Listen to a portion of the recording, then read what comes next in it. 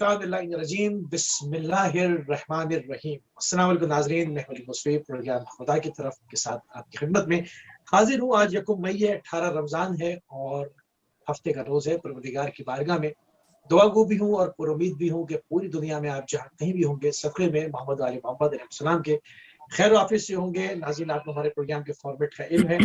Panel के साथ आपकी खिदमत में हाजिर है। अपने नए व्यूवर्स के लिए अपने मेहमान गिरामी का तारुफ कराते चले। हमारे साथ मौजूद हैं मौलाना मोहम्मद रजा जान काज़मी साहब, कराची पाकिस्तान से हमारे साथ मौजूद हैं। मौलाना अली रजा जान काज़मी साहब क़ुव्वत मुक़द्दसा ईरान से हमारे साथ मौजूद हैं। मौलाना आरिफ हुसैन शाह साहब मशरिक़ मुक़द्दस ईरान से। अपने तमाम ही मेहमान गिरामी की खिदमत में सलाम भी अर्ज़ करेंगे और कुछ देर में शब शहादत की शब में हम दाखिल हो जाएंगे तो पुरसा भी पेश करेंगे। अस्सलाम वालेकुम व रहमतुल्लाह।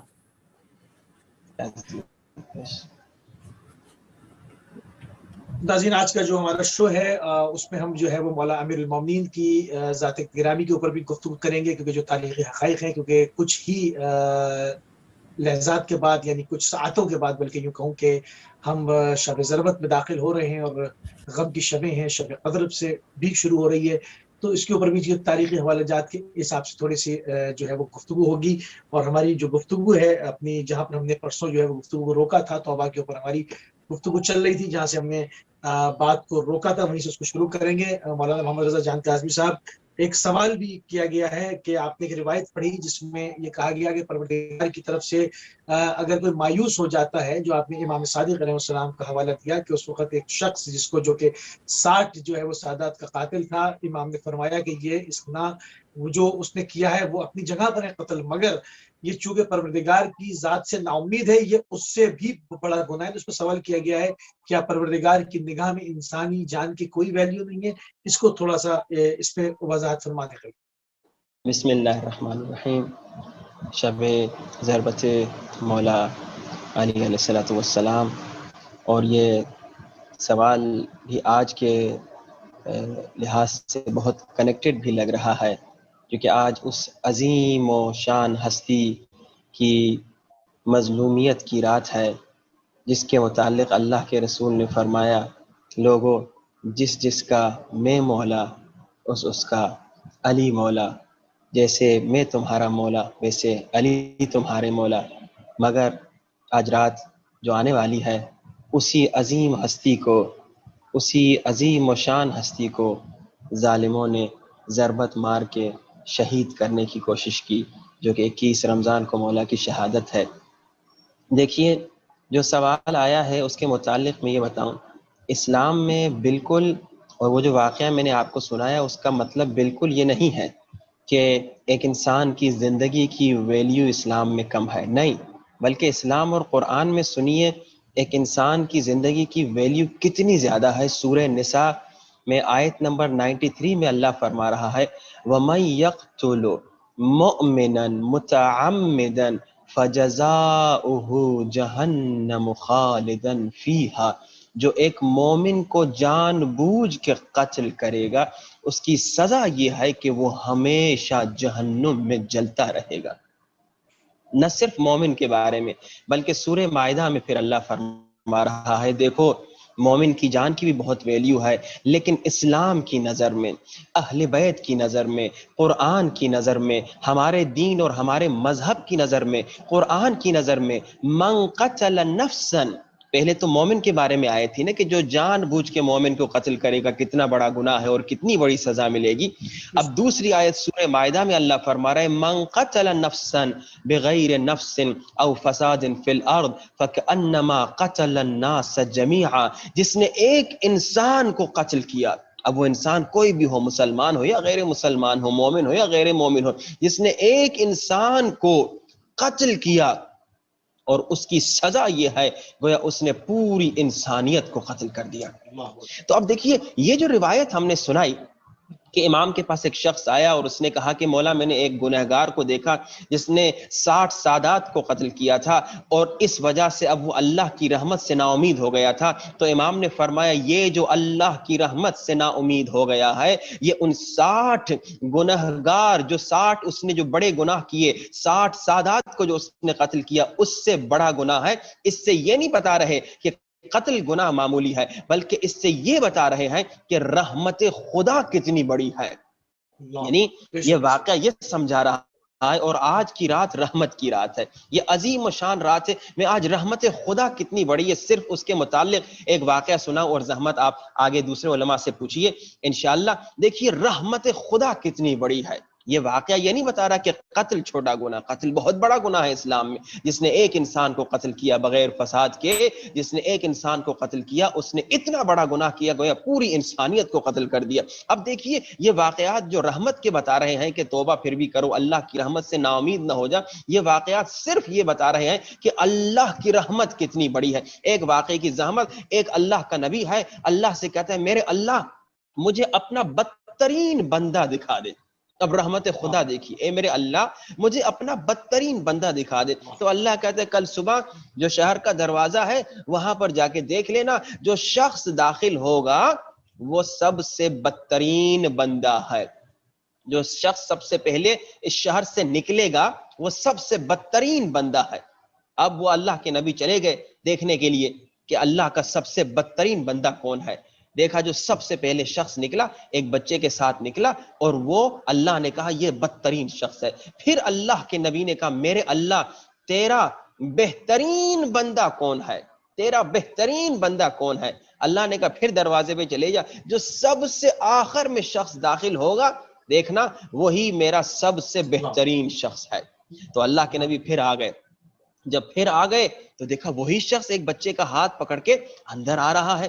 اللہ کے نبی حیران, میرے اللہ پہلے میں نے پوچھا جو سب سے بدترین شخص ہے وہ کون ہے, تو آپ نے کہا تم نے کہا جو شخص سب سے پہلے شہر سے نکل رہا ہے وہ سب سے بدترین ہے. جب میں نے کہا سب سے بہترین شخص کون ہے تو تو نے کہا جو شخص سب سے آخر میں شہر میں آ رہا ہے وہ سب سے بہترین شخص ہے. جب میں نے دیکھا دونوں ایک ہی شخص تھے, یہ کیسے ہو سکتا ہے وہی شخص سب سے بدترین ہو وہی شخص سب سے بہترین ہو. تو آواز آئی اے میرے نبی وہ شخص جب صبح شہر سے نکل رہا تھا وہ سب سے بدترین شخص تھا, مگر اے میرے نبی اپنے بچے کے ساتھ جا رہا تھا. اس کے بچے نے جب پہاڑوں کو دیکھا تو اس کے بچے نے اپنے بابا سے پوچھا بابا پہاڑ کتنے بڑے ہیں, کیا ان پہاڑوں سے بھی بڑا کوئی ہو سکتا ہے. تو اللہ نے کہا ہاں. تو اس شخص نے اپنے بیٹے کو جواب دیا ہاں میرے بیٹے ان پہاڑوں سے بڑا بھی کوئی ہو سکتا ہے. بیٹے نے کہا وہ کون ہے, تو باپ نے کہا وہ زمین ہے. پھر بیٹے نے پوچھا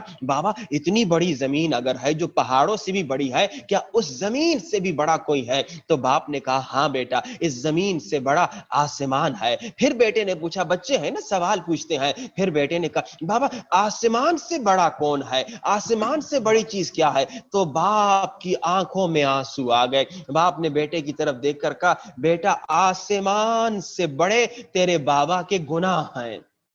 اب بیٹا پوچھتا گیا, جیسے پہلے بیٹے نے پوچھا بیٹا پہاڑوں سے بڑا کیا, باپ نے کہا زمین, زمین سے بڑی کیا آسمان, آسمان سے بڑا کیا باپ کے گناہ. اب پھر بیٹے نے پوچھا بابا کیا آپ کے گناہوں سے بھی کوئی چیز بڑی ہے. تو باپ کے آنکھوں سے آنسو جاری ہو گئے اور باپ نے کہا بیٹا اللہ کی رحمت میرے گناہوں سے بھی بڑی ہے.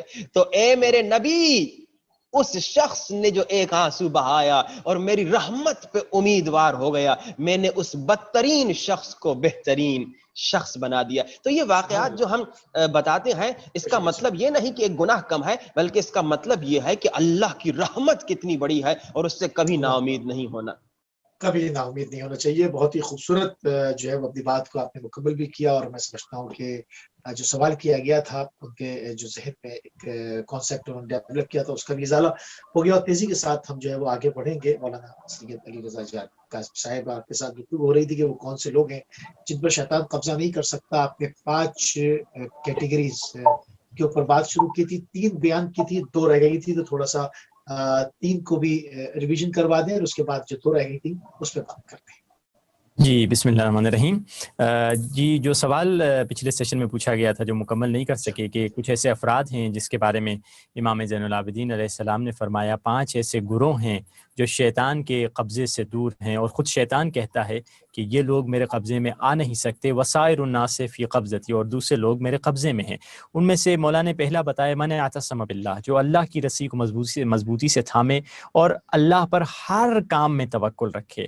اور دوسرا گروہ کون سا تھا؟ دوسرا گروہ مولا نے فرمایا من کثر تسبیحہ فی لیلہ و نہارہ، جو دن اور رات میں کثرت سے اللہ کو یاد کرے اور خداوند متعال کی تسبیح کرتا چلا جائے۔ اور تیسرا گروہ مولا نے فرمایا من رضی لأخیہ المؤمن بما یرضاہ لنفسہ، جو اپنے مومن بھائی کے لیے وہی پسند کرے جو اپنے لیے پسند کرتا ہے۔ یہاں تک ہم بتا چکے ہیں۔ اور چوتھا گروہ کون سا ہے جس کے بارے میں مولا نے فرمایا شیطان کا قبضے سے وہ دور ہیں؟ مولا فرماتے ہیں من لم یجزع علی المصیبت حین تصیبہ، یہ بہت مشکل کام ہے۔ مولا فرماتے ہیں وہ لوگ جب ان پر مصیبت کا پہاڑ ٹوٹ پڑتا ہے مگر وہ بے صبری کا اظہار نہیں کرتے، ہائے ہائے میری زندگی برباد ہو گئی، میں تباہ ہو گیا، اس طرح کی باتیں نہیں کرتے۔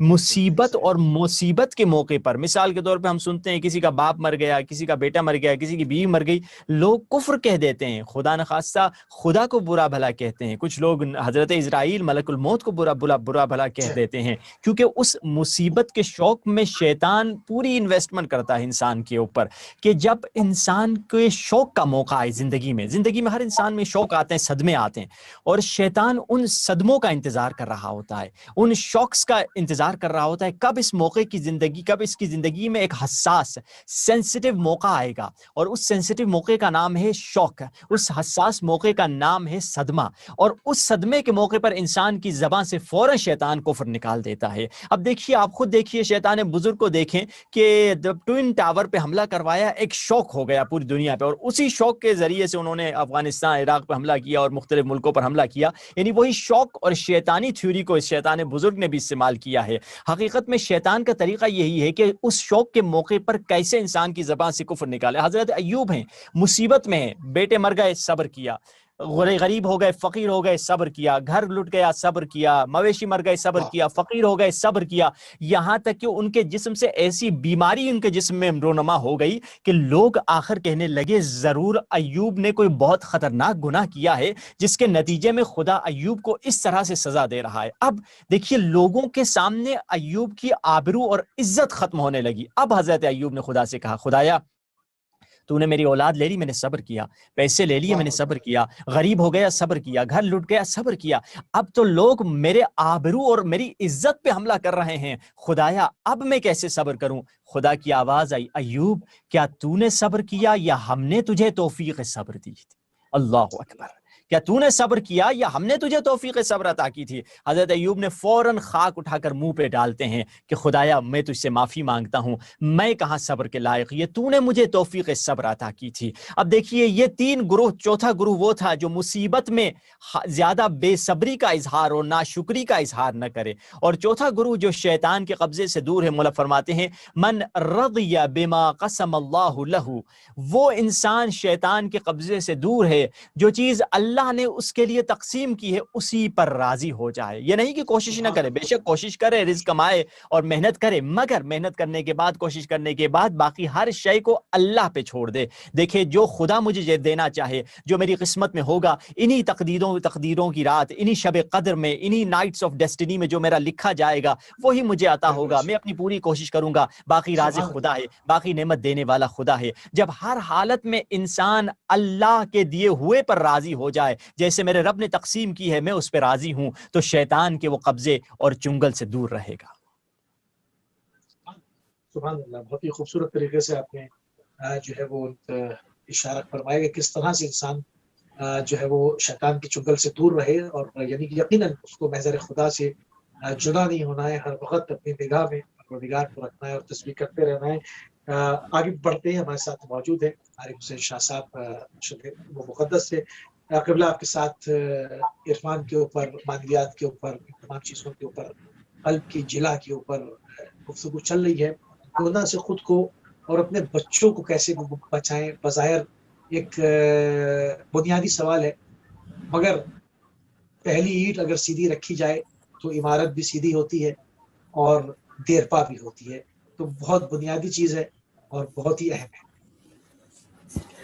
جی بسم اللہ الرحمن الرحیم. آج اکثر معاشرہ اسی پریشانی میں مبتلا ہے کہ اکثر شکایات آتی ہے کہ مولانا بچے جو ہیں وہ اسلام سے کافی دور ہیں یا اسلام کی تھیوری سے کافی دور ہیں.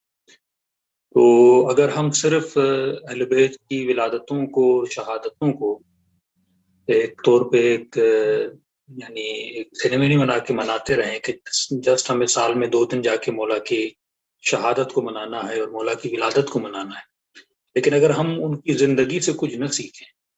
اہل بیت کے پاس بھی جادو کی چھڑی نہیں تھی کہ ان کے بچے اتنے نیک ہوئے، یقیناً ان کی یہ تربیت کا اثر تھا.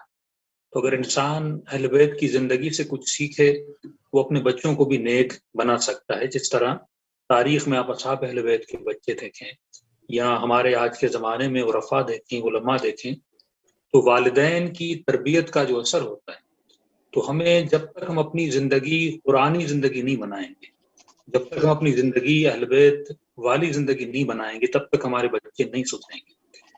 یہ قرآن صرف ہم نے ماہ مبارک رمضان میں قرآن کو پڑھنے کے لیے رکھا ہوا ہے، لیکن اس قرآن سے ہم سیکھتے بہت کم ہیں.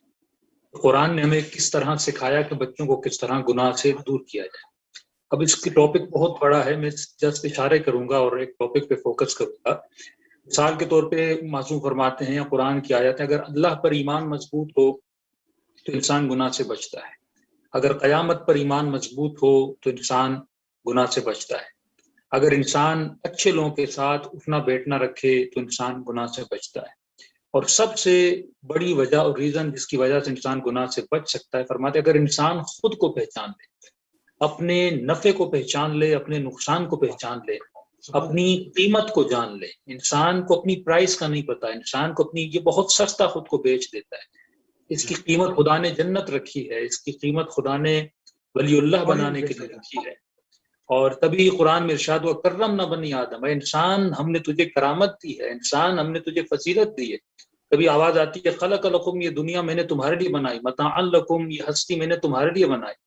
تو انسان یہ سوچے کہ یہ پوری کائنات کس کے لیے بنی ہے؟ میرے لیے بنی ہے. تو جب تک انسان اپنی کرامت کو نہیں سمجھے گا، خود کو انسان عزت نہیں دے گا، تو انسان خود کو بہت سستا بیچ لیتا ہے. اب اس میں بچوں کو کس طرح گناہ سے بچایا جائے، ہم تھوڑا قرآن کی آیتوں کی طرف اشارہ کریں گے. ارشاد قرآن والمال والبنون زینت الحیات الدنیا، یہ بچے جو تمہارے ہیں یہ دنیا کی زینت ہیں. اور پھر کسی اور آیت میں آواز آتی ہے خذوا زینتکم عند کل مسجد، انسان اپنی زینتوں کو مسجد میں لے جا. تو کوشش کرے کہ انسان اپنے بچوں کو مسجد میں لے جائے. دیکھیے مچھلی پانی میں رہتے ہوئے اس کو کسی نے تیرنا سکھایا نہیں، لیکن پانی کا ماحول ایسا تھا مچھلی تیرنا سیکھ جاتی ہے. اگر آپ اپنے بچوں کو اچھا ماحول دیں گے، مسجد میں لے جائیں گے، مجلس میں لے جائیں گے، جس طرح ابھی مجلس ہو رہی ہے، تو ٹی وی میں اپنے بچوں کو بٹھا لیں تاکہ آپ کے بچے سنیں، ان کو ایک اچھا ماحول ملے. ایک بچہ اگر اچھے اسکول میں پڑھتا ہے، اس کو اچھے دوست ملتے ہیں، اچھے ٹیچرز ملتے ہیں، جب اس کا ماحول اچھا ہوتا ہے تو اسی مچھلی کی طرح، جس طرح مچھلی دریا میں اس دریا کے ماحول میں تیرنا سیکھ جاتی، اسی طرح آپ کا بچہ اپنے ماحول میں، آپ کا بچہ علوی بچہ بن سکتا ہے. مولا علی کے گھر کا ماحول ایسا تھا، اس گھر میں حضرت عباس جیسے بچے پلے. مولا علی کے گھر کا ماحول ایسا تھا جب حسن حسین جیسے بچے اس گھر میں پلے اور بڑے. کیوں دشمن کے بچوں کو ان کے ماحول خراب تھا، ان کے بچے خراب. مولا علی نے اپنے گھر کا ماحول اچھا بنایا ہوا تھا. فرماتے اپنے ماں باپ پر ضروری ہے کہ ماں باپ آپس میں بدتمیزی نہ کریں. اگر ماں باپ آپس میں بدتمیزی کریں گے، یہ بچہ کبھی بھی اچھا بچہ نہیں بن سکتا. شریف ماں باپ ہوں تو بچہ شریف بنتا ہے. حضرت مریم جب حضرت عیسیٰ کو لے کر آئیں تو وہ یہودی بھی کہنے لگے ماں کان ابو کی امرأ سوء وما کان امک کی وما کان امی کی، اے مریم تمہارا باپ بھی شریف تھا، تمہاری ماں بھی شریف تھی. یعنی اگر ماں باپ شریف ہوں تو بچہ کیا ہوتا ہے؟ بچہ شریف ہوتا ہے. میاں بیوی کے لیے ضروری ہے کہ وہ ایک دوسرے کو تنگ نہ کرے. معصوم فرماتے اگر بیوی میاں کو تنگ کرے، میاں بیوی کو تنگ کرے، خدا دونوں کی عبادت قبول نہیں کرے گا. اسی شب قدر میں، مولا کی ضربت کی راتوں میں، اگر میاں بیوی دونوں کو تنگ کر رہے ہیں، شوہر بیوی سے ناراض ہے، بیوی شوہر سے ناراض ہے، اور ہم بیٹھ کے شب قدر کے اعمال کرنے، تو یہ سارے اعمال منہ پہ مارے جائیں گے، انسان کے قبول نہیں ہوں گے. انسان اپنی فطرت کو پہچانے اور یہ سمجھے. علماء فرماتے ہیں انسان چیزوں کی قدر و قیمت کو جانے. مثلاً ایک اسٹوڈنٹ نے تحقیق کی تھی کہ یہ روٹی کا نوالا جو ہم کھاتے ہیں اس میں تقریباً 265 چیزیں انوالو ہیں تب جا کے آپ تک روٹی پہنچتی ہے. تو لوگوں نے بہت سوچا کہ کسان، پانی، ہوا، آسمان، ساری چیزیں کہ نہیں، وہ جو گاڑی لے کر آتی ہے ساری چیزیں اس میں انوالو ہوتی ہیں تب جا کے خدا آپ کو ایک چیز عطا کرتا ہے. ایک بہت ماہر چور تھا، اس چور کو بہت مرتبہ سزا ملی، لیکن آخرکار وہ چوری کرتا رہا، آخر میں اس کو پھانسی کی سزا دی گئی.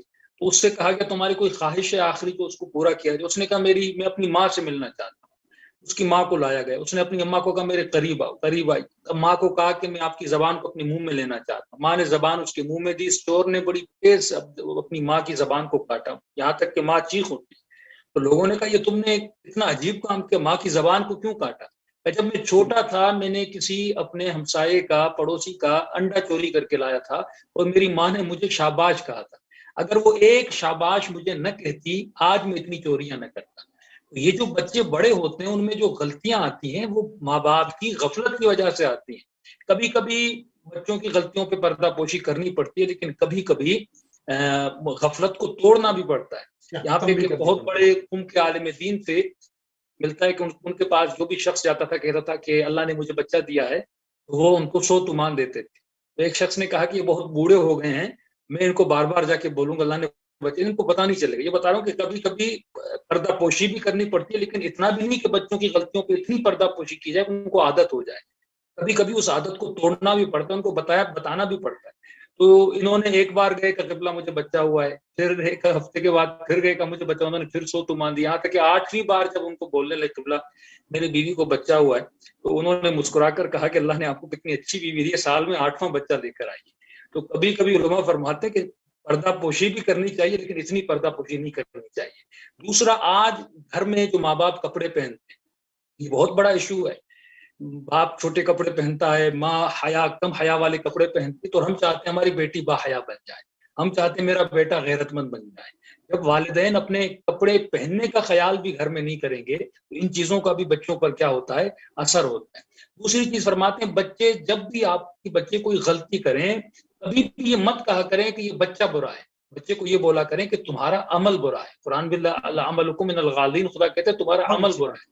معصومین کبھی بھی شخص سے نفرت نہیں کرتے تھے، اس کے عمل سے نفرت کرتے تھے. علماء اچھی مثال دیتے ہیں، اس طرح ڈاکٹر مریض سے نفرت نہیں کرتا، مریض کے مرض سے نفرت کرتا ہے. لیکن کبھی کبھی ہم معاشرے میں کچھ ایسے لوگوں سے ملتے ہیں کہ ہم ان سے نفرت کرنے لگتے ہیں. نہیں، ان کے عمل سے نفرت کرو. بچہ اگر کوئی برائی کرے تو بچے کو کہو تمہارا عمل برا ہے، یہ مت کہیں کہ بچہ برا ہے. آخری چیز، چند چیزیں اور، بچے کا جب معصوم فرماتے ہیں نام لیا کرو. یہی حدیث قصہ جب ہم پڑھتے ہیں دیکھیے اتنے پیار سے جناب سیدہ اپنے بچوں کو بلاتی ہیں، یا ثمرۃ فؤادی، اے میرے دل کے چین. جناب رسول اپنی بیٹی کو کس طرح بلاتے ہیں، بضعۃ منی، میرے جگر کا ٹکڑا ہے. مولا حسن و حسین کو امام کس طرح بلاتے تھے. سیدہ شوامی القابات کیوں دی جاتے ہیں کہ بچے کو جب آپ اچھے نام سے پکاریں گے وہ بچہ آپ کی عزت کرے گا، وہ والدین کی عزت کرے. کبھی بھی آدھے ناموں سے نہ بلایا کریں. اگر بچے کو آپ کرامت دیں گے، سیدھی بات ہے، اگر میں مولانا ہوں مجھ سے احترام سے سوال پوچھے، میں کتنا بھی تھکا ہوا ہوں، لیکن اگر مجھے کہ قبلہ محترم، قبلہ و کعبہ اچھے احترام سے اگر سوال کرے میری تھکاوٹ دور ہو جائے. لیکن اگر کوئی بدتمیزی میرے ساتھ کرے تو انسان کا مزاج خراب ہو جائے. اسی طرح اگر آپ بچوں کو اچھے اخلاق اور احترام اور نیتوں سے پکاریں گے، ان کے پورے ناموں سے پکاریں گے، تو بچوں کے دلوں میں والدین کا احترام بنے گا. دوسری چیز قرآن کی آیت ہے اعتدلوا هو الاقرب للتقوى. خدا فرماتا ہے کہ جو شخص اپنی زندگی میں عدالت کرتا ہے اس کی تقوی، وہ تقوی کے قریب ہے. اب اسی طرح معصوم فرماتے ہیں بچوں میں عدالت کیا کرو، بچوں میں فرق نہ رکھا کرو. ایک بچے کو آپ زیادہ پیار کریں، ایک بچے کو کم کیا پیار کریں. فرماتے ہیں اس انسان کے اعمال قبول نہیں ہوتے. ہمارے ایک استاد فرماتے ہیں کہ میں کسی کے گھر میں گیا اور 3 سال کی بچی آئی تو میں نے مہمان کسی گھر میں گیا تھا، اس بچی کو میں نے بوسا دیا تو میری اپنی بچی مجھے دیکھنے لگی اور میں نے کہا کہ بچی شاید ناراض، تو میں نے اس کو بوسا. اس نے کہا نہیں بابا آپ نے اس کو سچی سے چوما تھا، مجھے جھوٹی کا چوما ہے. تو بچے ہر چیز کو فیل کرتے ہیں. گھر میں ایک عدالت کا نظام ہونا چاہیے. اس لیے فرماتے ہیں کبھی آپ لوگ دیکھتے ہیں ہمارے سلام کرنے میں فرق ہوتا ہے. بچہ ہمارے سامنے آتا ہے تو اس کو الگ طریقے سے سلام کرتے ہیں، پیسے والا آتا ہے اس کو ایک گاڑا سلام کرتے ہیں، ایک مولوی سے ملتے ہیں اسے اور یعنی ہمارے سلام میں بھی فرق ہے. ہر چیز میں عدالت ہونی چاہیے. روایت مولا امیر المومنین علیہ الصلوۃ والسلام سے کہ مولا نے خاتون کو دیکھا وہ اپنے بچوں کو کھجوریں دے رہی تھی، تو اس نے ایک بچے کو کھجور دی، دوسرے کو دی، تیسرے کو دی. کھجوریں کم تھی تو وہ آدھی آدھی کر کے کھجور دے رہی تھی. آخری 2 بچے بچ گئے تھے تو وہ بڑی نزاکت سے اس کھجور کو توڑ رہی تھی، تو امام نے فرمایا تم اتنے غور سے اس کھجوروں کو توڑ رہی ہو، تو کہنے لگی مولا امیر المومنین میں نہیں چاہتی کہ اس کو زیادہ ملے اس کو کم ملے. تو امام فرماتے یہی تمہاری دقت، یہی تمہارا فوکس جو تم اپنے بچوں میں فرق نہیں رکھ رہی. علی گواہی دے گا کہ خدا تجھے اسی عدالت کی وجہ سے جنت نصیب کرے گا. کبھی بھی بچوں میں تمیز نہ کیا کرو، بچوں میں فرق نہ رکھا کرو، ایکول کیا کرو. یہاں تک فرماتے ہیں وہ والد جو ارث دینے میں وصیت کرے اور بچوں میں فرق کرے وہ شخص بھی کیا ہے، گنہگار ہے. دوسرا فرماتے قرآن کہتا ہے کہ بچوں کے ساتھ مشورہ کیا کرو. یہی جناب موسیٰ کا واقعہ ہے کہ جناب موسیٰ کو جناب مجھے نام ابھی یاد ذہن میں نہیں آ رہا، قرآن کی ابا استاجرہ جنہوں نے کہا تھا کہ ان کے حضرت نبی کی بیٹی تھی کہ جناب موسیٰ کو کہ بابا ان کو آپ اجیر کر کے کام کے لیے رکھ دیں. حضرت ابراہیم اپنے خواب میں دیکھ کے اپنے بیٹے کو ذبح کرتے ہیں اور بیٹے سے مشورہ کرتے ہیں. 100 سال کے ابراہیم، 13 سال کے جناب اسماعیل، انی ارا فی المنام انی اذبحک، بیٹا میں تمہیں ذبح کر رہا ہوں، تمہارا نظریہ کیا ہے؟ یعنی اتنے بوڑھے ہیں لیکن اپنے بچے سے کیا کر رہے ہیں، مشورہ لے رہے ہیں. قرآن کی آیت ہے یسمعون القول، خدا یہ نہیں کہتا کہ یہ مت دیکھو کہ کبھی کبھی ایک بچہ بھی اچھی بات کر لیتا ہے. اللہ کہتا ہے بات کو دیکھا کرو، بات کو سنا کرو، یہ مت دیکھو کہ بولنے والا کون ہے. بولنے والا بچہ ہے، بولنے والا بوڑھا ہے، بولنے والا ہو سکتا ہے کہ مسلمان بھی نہ ہو، لیکن اگر اس کی بات اچھی ہے اس کی بات کو سنا کرو. کبھی بھی بچے کی لوگوں کے سامنے بے عزتی نہ کیا کرو. اگر بچوں کی بے عزتی کرو گے، 4 لوگوں کے سامنے ڈانٹو کہ یہی بچہ بڑا ہو کے تمہاری بے عزتی کرے گا. یہ قرآن کہتا ہے لا تلمزوا ولا تنابزوا بالالقاب، کبھی بھی غلط القاب سے مت، ویل لکل ہمزۃ لمزہ، کبھی بھی کسی کی تحقیر نہ کیا کرو. آخری بات، بچے کو کبھی جھوٹ نہ بولا کرو، جھوٹا وعدہ نہ کیا کرو. جو بھی وعدہ دو اس وعدے پر عمل کیا کرو. اب کئی لوگ شادیاں کرتے ہیں، حق مہر دے دیتے ہیں، لیکن نیت کی ہوتی ہے حق مہر نہیں دیں گے. علماء فرماتے ہیں یہ ہر بار جب اپنی بیوی کے قریب جاتا ہے یہ زنا کرتا. اگر اس کی نیت اس نے جھوٹ میں حق مہر بولا تھا، جھوٹ ہوتا ہے، کبھی بھی مذاق میں جھوٹ نہ بولا کریں. آغا قراتی فرماتے ہیں کہ ایک مرتبہ اپنے گھر سے نکلے تو بچے نے کہا میرے لیے بسکٹ لانا. تو کہتے میں جب واپس آیا تو میں بسکٹ لانا بھول گیا. تو بیٹی دوڑتی ہوئی کہ بابا میرے لیے بسکٹ لائے. تو انہوں نے کہا میں بسکٹ بھول گیا. پھر میری بیٹی رو کر کہنے لگی کہ میں بابا مجھ سے پیار نہیں کرتے. کہتا میں قسمیں کھانے لگا میں تم سے پیار کرتا، لیکن کہا نہیں آپ مجھ سے پیار نہیں کرتے. کہا پیار کرتا ہوں. اگر پیار کرتے تو میرے لیے بسکٹ کیوں نہیں لایا؟ تو فرماتے کہ انسان امام رضا کے حرم میں جاتا ہے، مولا علی کے حرم میں جاتا ہے، شب قدر کہتے ہیں مولا مجھے آپ کی ولایت کی قسم ہے میں آپ سے محبت کرتا ہوں. تو مولا فرماتے محبت کرتے ہو تو نماز لے کر آئے ہو. کہ نہیں مولا نماز نہیں پڑھوں گا. خاتون کہتی ہے جناب سیدہ میں آپ سے بہت محبت کرتی ہوں لیکن بیوی میں حجاب نہیں کرتی. یہ محبت نہیں. جب ایک چھوٹے سے نادان بچے کو پتا اگر والد محبت کرتا ہے تو اسے وعدے پہ عمل کرنا چاہیے. قرآن کے ان کنتم تحبون اللہ فاتبعونی، اللہ کہتا ہے اگر مجھ سے محبت کرتے ہو تو تمہاری اتباع کہاں ہے؟ اگر اتباع کرو گے تو یحببکم اللہ، پھر خدا تم سے کیا کرے گا؟ محبت کرے گا. ایک چھوٹی سی بچی وہ اپنے استانی کو کہنے لگی کہ آج میں نے اپنی ماں کو نمازی بنا لیا. تو اس خاتون نے کہا کہ آپ نے کس طرح اپنی امی کو نمازی بنا؟ ایک چھوٹی سی بچی ہے. کہتی ہے میں گھر گئی تو میں نے اپنی امی کو کہا کہ امی آپ بابا سے محبت کرتی ہیں؟ کہا کرتی ہوں. کہا آپ اپنے بھائی سے کہا کرتی ہوں. کہا میرے بھائی سے کہا کرتی ہوں. کہا آپ اپنی امی سے اپنے بابا سے کہا؟ میں پوچھتی رہی. اس نے کہا میں محبت کرتی ہوں. امی یہ بتائیے اگر آپ بابا آپ کو کہیں کہ میں آپ سے محبت کرتا ہوں لیکن آپ سے بات نہیں کروں گا تو کیا بابا محبت کرتے ہیں؟ کہا نہیں، اگر محبت کرتے تو بات کرنی چاہیے. کمی آپ خدا سے محبت کرتی؟ کا کرتی ہوں خدا سے. تو خدا سے محبت کرتی تو آپ اللہ سے باتیں کیوں نہیں کرتی؟ جو انسان یہ دعویٰ کرے کہ میں مولا علی سے محبت کرتا ہوں، خدا سے محبت کرتا ہوں، لیکن نماز نہ پڑھے، اللہ سے باتیں نہ کرے، تو خلاصہ کلام یہ کہ ہماری پوری زندگی آئینہ ہمارے بچوں کے لیے. اگر ہم اپنی زندگی اور طرز زندگی اس طرح جئیں جس طرح مولا علی ابن ابی طالب نے جی، تو ہمارے بچے بھی بالکل اس طرح نیک بنیں گے جس طرح اہل بیت چاہتے ہیں. بہت شکریہ، بہت شکریہ. بہت ہی خوبصورت طریقے سے ایک گھر کا ماحول کیسا ہونا چاہیے، کیونکہ ڈپینڈ کرتا ہے آپ کی اگلی جنریشنز پر کہ آپ ان کو کیا دین دے رہے ہیں اور وہ آگے اپنے بچوں کو کیا دیں گے. تو بہت ہی اہم نکات کی طرف آپ نے اشارہ فرمایا اور دامن وقت میں اب جو ہے وہ زیادہ گنجائش نہیں ہے اور تیزی کے ساتھ آگے بڑھیں گے. اور مولانا محمد رضا جان کاظمی صاحب پچھلے پروگرام میں آپ نے کہا تھا کہ رحمت خدا سے جو ہے وہ نا امید کروا دیتا ہے شیطان، اور کیونکہ کہ مطلب وہ وسوسے ڈالتا ہے کہ تم بڑے گناہ گار ہو، اب تمہاری بخشش نہیں ہو سکے گی، تم نے تو اتنے گناہ کیے یا تمہاری عمر اتنی ہو گئی. یہ مطلب وہ رحمت خدا کے سامنے، اس کی آنکھوں کے سامنے پردے ڈال دیتا ہے. تو آج کی شب جو یہ شب قدر میں بھی داخل ہو رہے ہیں، امیر المومنین سے بھی خاص ربط ہے، شب ضربت امیر المومنین ہے.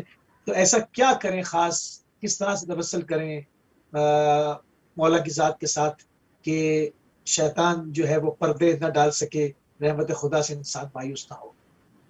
بسم اللہ الرحمن الرحیم.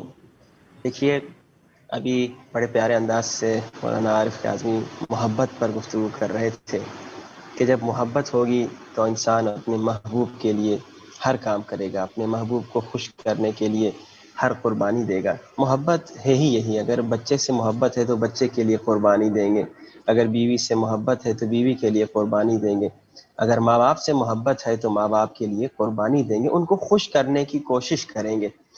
دیکھیے آج ہم جتنے ناظرین, کم سے کم جو شیعہ ناظرین ہیں, ہمارا بڑا دعویٰ ہے کہ ہم محبت کرتے ہیں مولا علی سے, کہ ہم محبت کرتے ہیں مولا امام زمانہ سے, اپنے زمانے کے امام سے.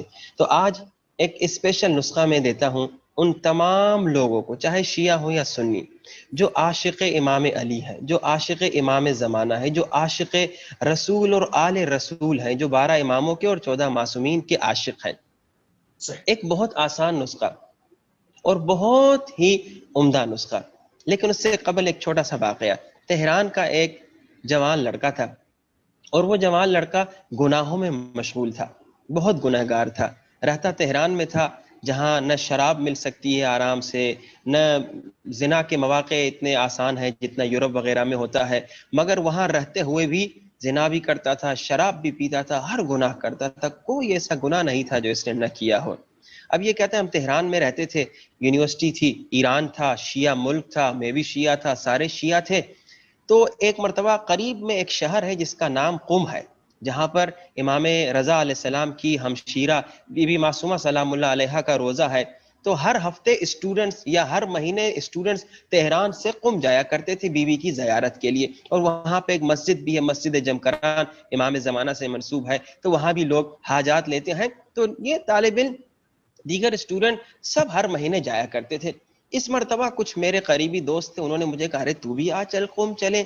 تو میں نے کہا میرا قم جا کے کیا کام, میں تو اپنی دنیا میں مشغول ہوں, قم کا یعنی حرم کا, اسپریچولیٹی کا, معنویت کا مجھ سے کیا لینا دینا. کہتے ہیں دوستوں نے مجھے اصرار کیا, میں اصرار پہ آ گیا. میں نے کہا ایک شہر گھوم لیں گے, اس میں کیا حرج ہے. کہتا ہے قم آیا, بی بی معصومہ کے حرم میں گیا, مجھے کوئی مزہ نہیں آیا. جمکران گیا, مجھے کوئی مزہ نہیں آیا. کہتے ہیں یہاں تک کہ آخر میں سارے طالب علم, کیونکہ یہ گناہوں میں مست تھا نا, شرابی تھا, زناکار تھا, ہر گناہ کرتا تھا, اس سے معنویت اور اسپریچولیٹی مل نہیں رہی تھی. وہ جملہ یاد رکھیں, اللہم اغفر لی الذنوب التی تحبس الدعاء. کچھ گناہ ایسے ہیں جس کی وجہ سے ہمیں دعا میں مزہ نہیں آتا, کچھ گناہ ایسے ہیں جس کی وجہ سے شب قدر میں مزہ نہیں آتا, کچھ گناہ ایسے جس کی وجہ سے حرم میں مزہ نہیں آتا. یہ گناہگار تھا, اس سے مزہ نہیں آ رہا تھا. مگر کہتے ہیں آخر میں سارے اسٹوڈنٹ آیت اللہ بہجت, جن کا 2009 میں انتقال ہو گیا, ان کی ملاقات کے لیے گئے. اور میں نے سنا ہوا تھا کہ آیت اللہ بہجت ایک عارف ہے, جیسے ہم نے پچھلے پروگرام میں بتایا تھا کہ عارف وہ ہے جس کے پاس طی الارض کی طاقت بھی ہوتی ہے. اسی طرح بعض عرفاء کو اللہ یہ طاقت دیتا ہے کہ آپ کی باطنی شکل بھی دیکھ سکتے ہیں. یہ طالب علم کہتا ہے جیسے طالب علم جوان سارے آیت اللہ بہجت کے پاس گئے, آیت اللہ بہجت سب سے مل رہے تھے, سب سے خوشی خوشی بات کر رہے تھے. میں بھی قریب گیا, مگر آیت اللہ بہجت سر اٹھا کے مجھے دیکھ بھی نہیں رہے تھے. کہتا ہے یہ طالب علم, میں پریشان ہو گیا, کیونکہ میں نے سنا ہوا تھا کہ آیت اللہ بہجت کے پاس یہ طاقت ہے کہ وہ لوگوں کی باطنی شکل دیکھ سکتے ہیں. کہیں ایسا نہ ہو کہ میری باطنی شکل حیوانی ہو, اسی لیے آیت اللہ بہجت مجھے نہیں دیکھ رہے. اتنے جو میں گناہ کرتا ہوں یقیناً میری باطنی شکل حیوانی ہوگی. بس یہی جو آیت اللہ بہجت نے اس کی طرف نہیں دیکھا, یہ اس کی تبدیلی کا سبب بنا. وہیں پر ارادہ کرتا ہے کہ آج کے بعد گناہ نہیں کروں گا. کہتا ہے میں تہران واپس گیا, شراب کے شیشے توڑے, زنا چھوڑ دیا, جتنے بھی غلط کام تھے سب میں نے چھوڑ دیے, جن جن کے ساتھ فرینڈشپ تھی حرام کی ان سب کو میں نے چھوڑ دیا. اور وہاں میں نے ارادہ کیا خدایا آج کے بعد گناہ نہیں کروں گا, آج کے بعد میں توبہ کروں گا, آج کے بعد غلط راستے پہ نہیں جاؤں گا. کہتا ہے ہر مہینے گروپ جاتا تھا قم. دوسرے مہینے بھی جب گروپ قم جا رہا تھا نا اسٹوڈنٹس کا, میں نے کہا مجھے بھی لے چلو, میں بھی جانا چاہتا ہوں. کہتے اب جو میں قم میں بی بی معصومہ کے حرم میں آیا, آنکھوں میں آنسو آ گئے. اب میں جو جمکران گیا, لطف و مزہ آ رہا تھا. اب کہتے آخر میں پھر اسٹوڈنٹس آیت اللہ بہجت سے ملنے گئے, تو آیت اللہ بہجت نے مجھے بلایا, کہا کہ اے طالب علم ادھر آ, تم سے کچھ بات کرنی ہے. وہی آیت اللہ بہجت تھے جو پچھلے مہینے میری طرف دیکھ بھی نہیں رہے تھے. مجھے بلا کر کہا اے طالب, اب یہ وہ جملہ ہے جو میں نے کہا, انسان اپنے محبوب کی خاطر کچھ نہ کچھ تو قربانی دیتا ہے نا. ظاہراً گناہ میں لذت ہے، لیکن اگر امام زمانہ سے عشق ہے، اگر مولا علی سے عشق ہے، اگر بیوی زہرا سے عشق ہے تو قربانی دینی ہے. کیا قربانی دینی ہے؟ گناہوں کو چھوڑنا ہے. یہ آج رات کا اسپیشل کام. آیت اللہ بہجت کہتا ہے یہ جوان مجھے اس مرتبہ بلایا انہوں نے، پچھلے مہینے مجھ کو دیکھنے کو بھی تیار نہیں تھے، مجھے بلا کر کہا اے جوان پچھلے 1 مہینے سے تم نے امام زمانہ کو خوش کیا ہے.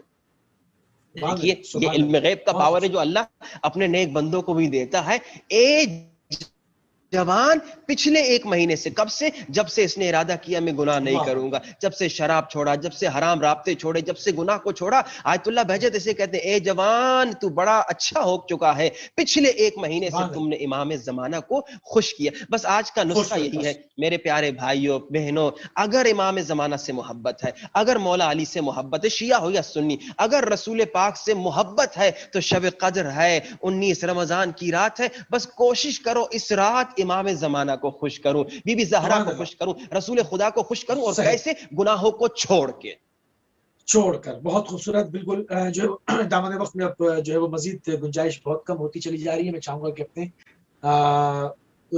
کچھ مختصر جو ہے وہ جوابات لے کے اور پھر اب تیزی کے ساتھ مسائل کے اوپر جائیں، کیونکہ آج کی شب جو ہے وہ شب ضربت امیر المومنین حضرت علی بن ابی طالب علیہ السلام ہے، تو ضربت کے حوالے سے بھی ذکر ہو جائے.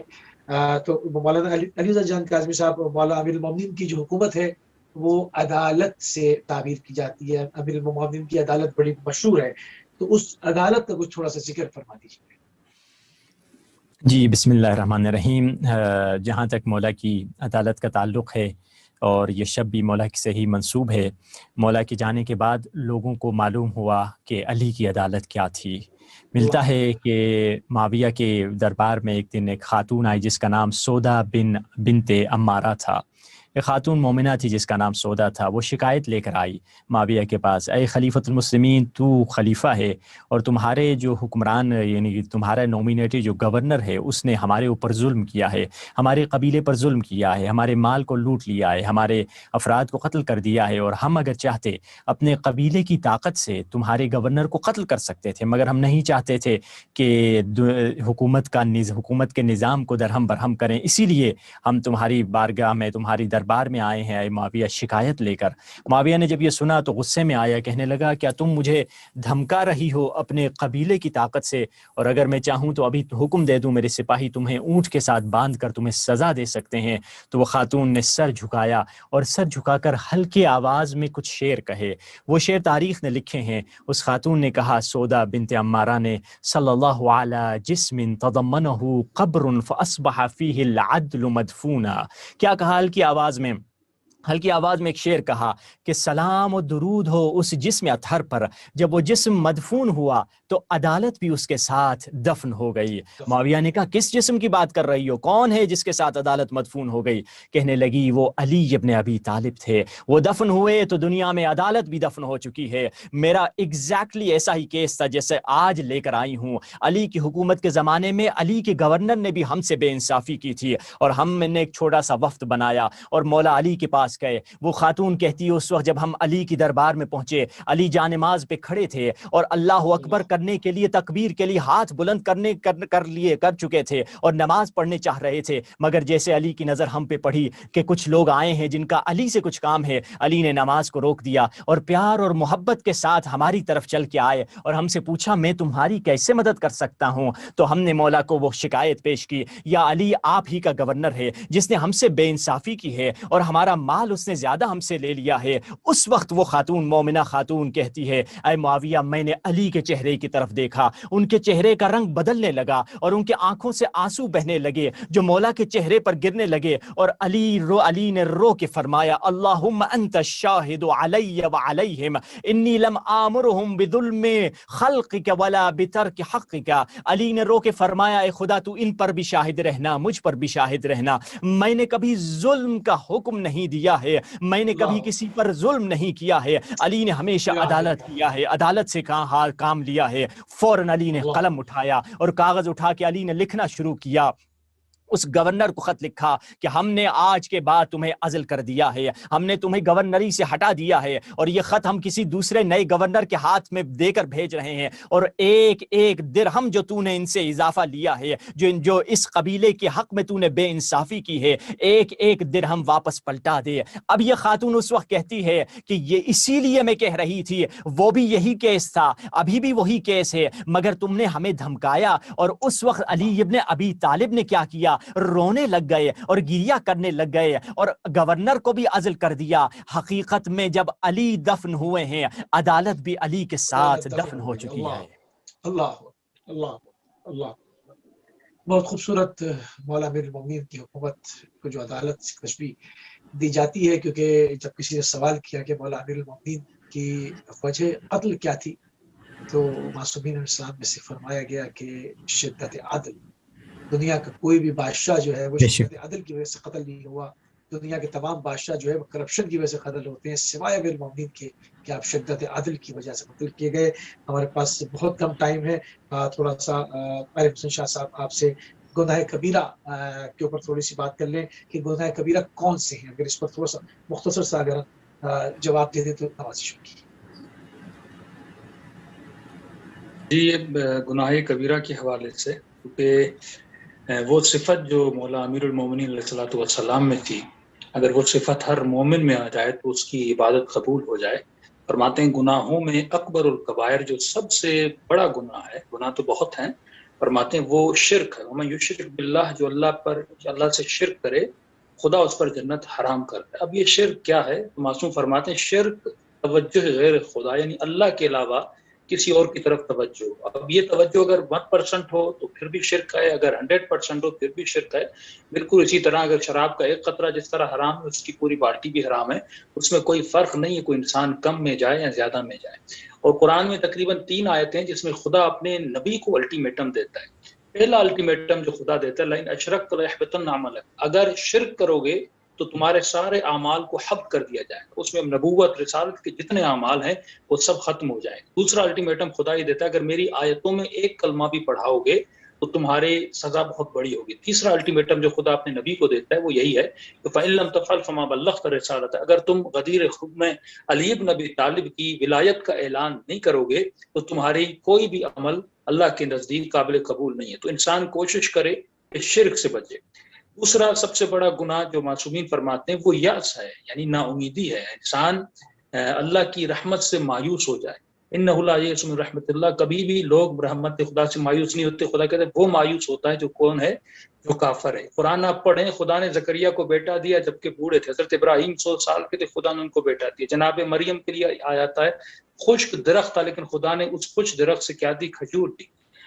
ابراہ کے لشکر کو خدا نے ایک چھوٹے سے پرندے کے منہ میں ایک چھوٹا سا پتھر ڈالا اور اس سے مار دیا۔ جناب یعقوب نابینا تھے لیکن خدا نے ان کو بینائی عطا کر دی۔ تو انسان کبھی بھی مایوس نہ ہو۔ تیسرا جو بہت بڑا گناہ ہے وہ آق والدین، وَبِرُّ والدتی وَلَمْ يَجْعَلْنِی جَبَّارًا شَقِیًّا، جو والدین کی احترامی کرتا ہے خدا نے اس کو جبار کہا، ستمگر کہا، شقی کہا۔ چوتھا وَمَن يَقْتُلْ مُؤْمِنًا مُتَعَمِّدًا، اسی پہ میں خلاصہ کروں گا، جو عامدن کسی مومن کو کیا کرتا ہے؟ قتل کرتا ہے۔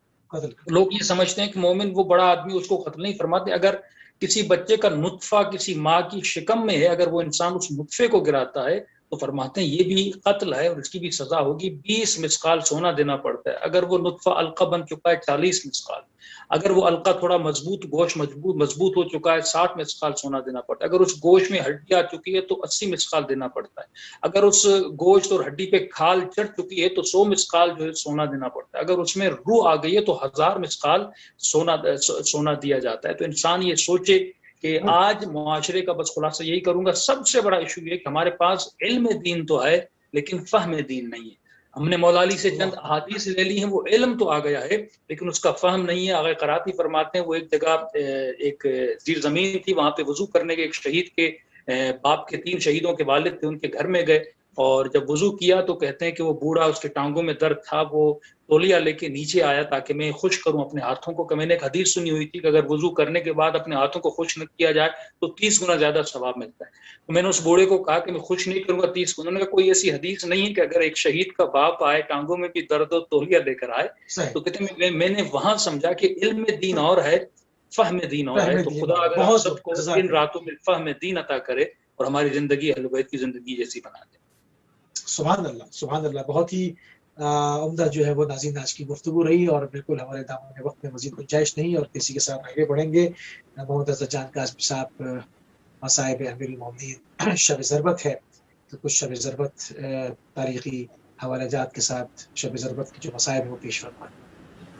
بسم اللہ الرحمن الرحیم. السلام علیک یا امیر المؤمنین. میرا سلام آپ پر مولا کائنات. آج علی مولا کے سر پہ ضربت لگی، شب ضربت علی مولا نماز میں ہیں، سجدے میں ہیں. یا ظالم نے ضربت ماری، آواز آئی خدا کی قسم آج علی کامیاب ہو گئے. آواز بلند ہوئی لوگو علی مارے گئے. زینب نے آواز سنی، زینب رونے لگی. حسن و حسین رونے لگے، عباس و اصحاب رو رہے ہیں. سب مولا کو سہارا دے کر گھر کی طرف لا رہے ہیں. مولا حسن رو رہے ہیں، مولا حسین رو رہے ہیں. ہائے مولا علی نے فرمایا بیٹا نہ رو. بچوں کو دلاسا دے رہے ہیں، بیٹوں کو. عباس نہ رو بیٹا، حسین نہ رو بیٹا، حسن نہ رو بیٹا، مگر یہی علی جو اپنے بیٹوں کو کہہ رہے تھے نہیں رو بیٹا. جب زینب کا گریہ دیکھتے علی خود بھی روتے. علی سے برداشت نہیں ہوا، ہائے زینب کا گریہ. السلام علیکم یا امیر المؤمنین. میرا اللہ آج رات شب قدر ہمیں مولا علی اور امام زمانہ کو خوش کرنے کی، گناہوں سے دور ہونے کی، توبہ کرنے کی، اور امام زمانہ اور مولا علی کو خوش کرنے کی توفیق عطا فرما. اللہم صلی علی محمد وآل محمد، اللہم صلی علی محمد وآل محمد. جزاک اللہ جزاک اللہ. ناظرین ہمارے دامن وقت میں مزید گنجائش کے لیے ہمارے پروگرام کا ٹائم تمام ہو گیا. اپنے تینوں مہمانان گرامی کا شکریہ ادا کریں گے. مولانا محمد رضا جان قاسمی صاحب شامل ہوئے کراچی پاکستان سے، مولانا علی رضا جان قاسمی شامل ہوئے المقدسات سے، اور مولانا عارف حسین شاہ قاسمی شامل ہوئے مشہد مقدس ایران سے. ناظرین ایک مرتبہ پھر آپ کی خدمت میں اور امام زمانہ رویوار بہادر فدا کی خدمت میں شب ضربت ہے امیر المومنین حضرت علی بن ابی طالب علیہ السلام کی پرسہ پیش کریں گے. اور انشاءاللہ ان ایام میں جو ہے وہ مولا امیر المومنین کی جو شبیں ہیں اس کے اوپر مولا امیر المومنین کی شخصیت کے اوپر تاریخ میں لکھا، کس طرح سے مصائب تھے، کس طرح سے ضربت لگی ہے، اس کے بعد ایام کس طرح سے گزرے ہیں، وہ کیا معاملات تھے، کون کون سے اصحاب میں سے کون کون لوگ مولا امیر المومنین کی عیادت کو آتے رہے، کس طرح سے شہادت. ان تمام چیزوں کے اوپر